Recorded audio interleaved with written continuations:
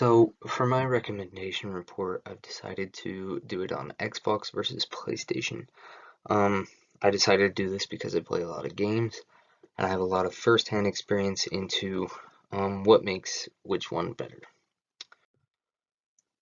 So there are many factors to consider when you're first starting to get into gaming. The first and very most obvious um, decision is which gaming console to purchase. Um, a lot of people think this is an easy decision, and for me it kind of was because when you're little and you get into gaming, it's kind of just what your parents first buy you and then you stick with that for the rest of your life. But this decision for people who just are starting to get into it is not an easy one, and it has many facets.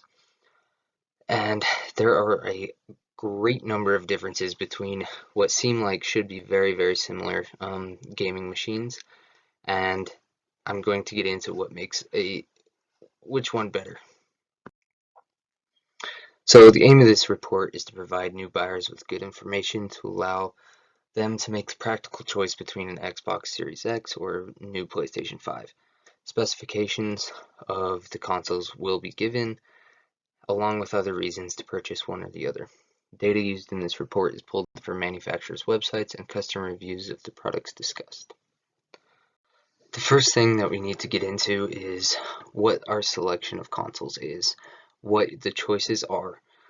So our choices are Microsoft's Xbox Series X and Sony's PlayStation 5. So I'm going to get into what these differences are, starting with the Xbox Series X.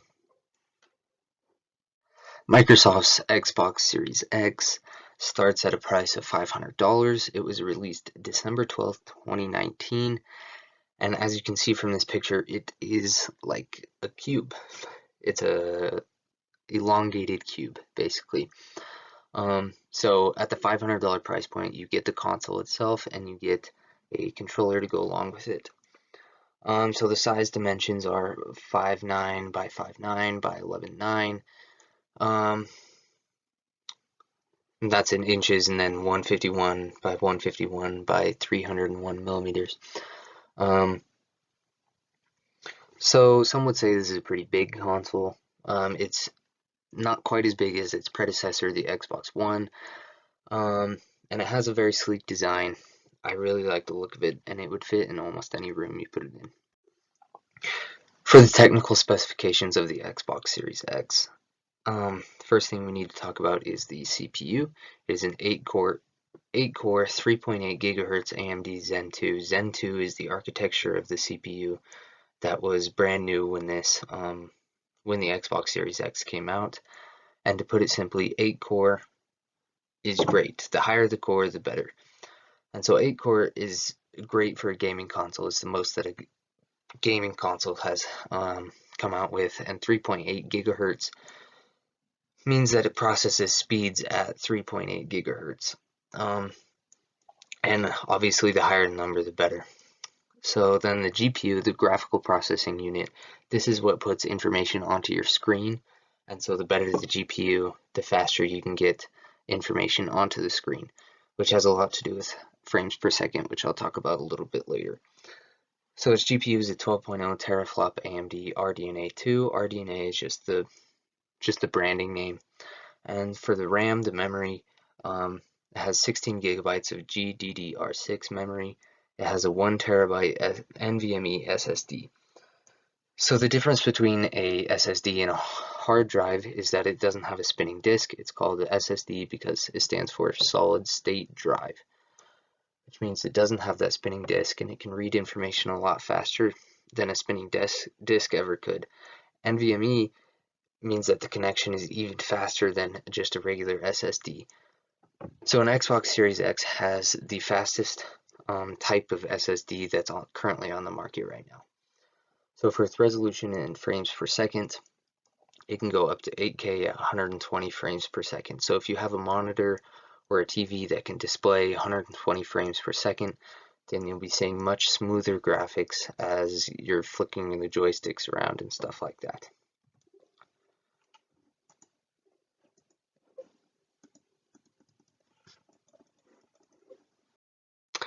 The next big difference that I want to talk about is the controller. So the Xbox One Series X controller improves on its previous designs, and it offers the longest battery life on an Xbox controller to date. So Xbox didn't really think outside of the box when it came to their controller. They saw the Xbox One controller and they just made it have better battery life, and they improved the directional pad, the little arrows. But as a whole, that isn't even used that much. So the main thing about the battery life is that it offers the ability to use AA batteries as well as a charge and play pack, so you can charge the controller or you can just switch out batteries. So overall, the design is pretty much the same as in the past, with very minor changes like, as I said, an improved battery life and an improved D-pad. And these controllers will start at $60. The next thing that I want to talk about is the game selection on an Xbox versus a PlayStation 5. So most of the games that you find on an Xbox Series X and a PlayStation 5 will be the same games. But there are some games which are system exclusive. So Microsoft or Sony owns the rights to those games, and they only sell those games on that specific console. And so I want to point out the highest rated and most purchased Xbox exclusive games. So number one, we have Microsoft Flight Simulator, where you can just fly around the world. Next, we have Halo. Everybody's heard of Halo. They own the entire collection from the very first Halo to the brand new Halo Infinite. Next thing they have is Forza series, which is a racing series that everybody enjoys and loves. The next thing they have is Psychonauts 2. This is a 3D platformer game that had a lot of hype around it because the first one had come out like 10 years ago, and they didn't come out with the second one until the end of last year. Then they have Sea of Thieves, which is a online multiplayer game where you're pirates and you loot each other's pirate ship and you find treasure and stuff like that. So after talking about these game exclusives, I would like to move on to the PlayStation 5, and I'll be going over the same information so you can see side by side which one is the better fit. So the PlayStation 5, you can see in this picture it's white with a little blue hue at the top. I think it looks very clean. So the price is the exact same, $500, comes with the console, comes with a controller. So price is not an issue between these two. It was released later than the Xbox Series X on November 12th, 2020. Its size is 15.4 by 4.1, 3.6 by 10.2 inches, and 390 by 104, 92, and 260 millimeters. So this is a much heftier console than the Xbox Series X. If you put these on a desk side by side, you would very, very easily tell the difference between which one is bigger. But I do think the look of the PS5 is very clean, even though it's as big as it is. So it won't easily fit into any room you put it in if you're an aesthetic interior designer or something like that. But next thing I want to talk about in the PlayStation 5, like I did the Xbox Series X, is its technical specifications. So a lot of the stuff here is almost the same. So the CPU is an 8-core, just like the Xbox Series X, but its gigahertz processing speed is 0.3 slower, so it's 3.5 gigahertz CPU rather than 3.8 gigahertz CPU. Uses the same architecture as the Xbox Series X. The GPU is a 10.3 teraflop AMD RDNA 2, so it's 1.7 teraflops less than the Xbox Series X. The RAM is the exact same, 16 gigabytes GDDR6 RAM. The storage for the PlayStation 5 is less. The base storage is less. It's 825 gigabytes on a solid state drive. And as I mentioned earlier, an NVMe solid state drive is the top of the line. It's the best in the market solid state drive. So PlayStation 5 is lacking in a few of the technical specifications when compared to the Xbox Series X, but its resolution and frames per second are the exact same, up to 8K at 120 frames per second. So then, the next thing I want to talk about is the controller. The DualSense controller that they've named it. They used to be called the DualShock controllers, and then they went away with that name and called it the DualSense controller. Because PlayStation 5, unlike the Xbox Series X, did think out of the box when it came to their controller. They didn't just rebrand it and stick it in the new box. So the controller is broader and heavier than its predecessor, the PS4 controller, the DualShock 4, which makes it feel much better in the hands of a player. It makes it feel more quality, like you aren't going to break it as easily. The controller's main selling point, however, is the immersiveness. So the controller boasts adaptive triggers that make it feel like you're actually pulling a trigger in first-person shooters. And it also showcases haptic feedback, which makes the player feel what they're walking on in-game. So you're walking on grass, it'll make it feel like you're walking on grass.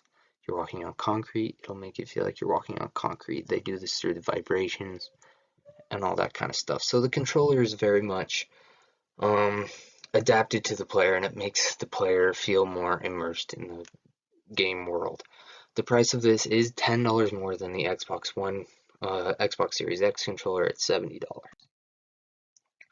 The game exclusives on PlayStation 5 have there's just more. There's simply more PlayStation exclusives that have been as highly rated and as purchased as the Xbox Series X exclusives. So just going down the list, there's Street Fighter V, The Last of Us Remastered, and The Last of Us Part 2, Ratchet & Clank series, The Ghost of Tsushima, Persona 5, Bloodborne, Marvel Spider-Man, Horizon Zero Dawn, Horizon Forbidden West, and God of War. So all of these are very good games. I've played a number of these and can say that they are all very good games. So there's more game exclusives on the PlayStation 5 system than there are on the Xbox Series X. So that is a major selling point as well. So in conclusion, the Xbox Series X has slightly better technical specs when it comes to computing and processing power. And although this does have a direct impact on gaming performance, both consoles can run the same games at the same resolution and smooth frame rates. Some games on the PlayStation 5 at 8K might not run 120 frames a second, whereas on the Xbox they might. It's just a very, very slight difference on a few games.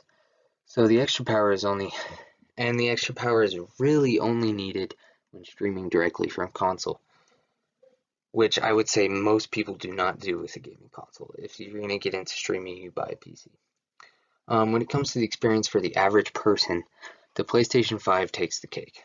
With a much more immersive controller and a larger library of wonderful exclusives, the technical specs seem to no longer matter. When it comes to strictly having fun while playing, the PS5 has got your back more than the Xbox. Thank you.